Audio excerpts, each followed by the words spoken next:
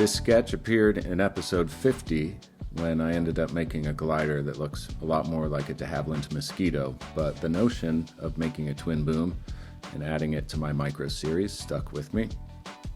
After a lot of testing, I ended up using the tail of an OV10 Bronco and made a lot of versions with just very tiny differences in wingspan or nose weight, things that you couldn't really see in a photo. In the end, I'm pretty happy with it. Good enough for a small park or a backyard, as I sometimes say. As far as the video being delayed, I was distracted by other projects, which is pretty typical for me. And then we got some rain and some gloomy days, which are also a problem because cardstock absorbs ambient moisture.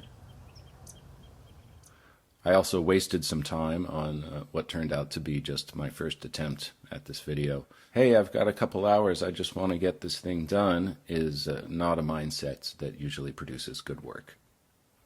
For the second attempt, I decided to use red and white, partially because I had seen a CAL FIRE OV10 Bronco flying a couple months ago, and also because I feared that although I liked the look of the gray cardstock, I wasn't sure how well it was going to show up against some backgrounds.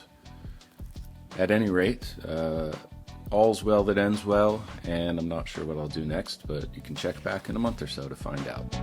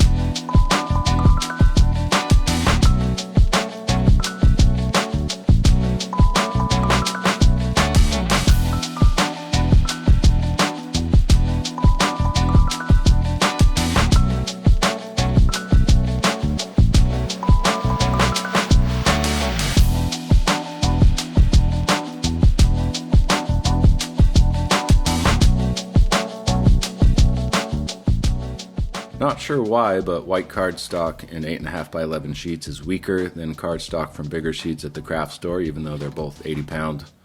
And some special maintenance is required with this glider. You need to check the tail booms frequently, make sure they are straight and parallel. Have fun.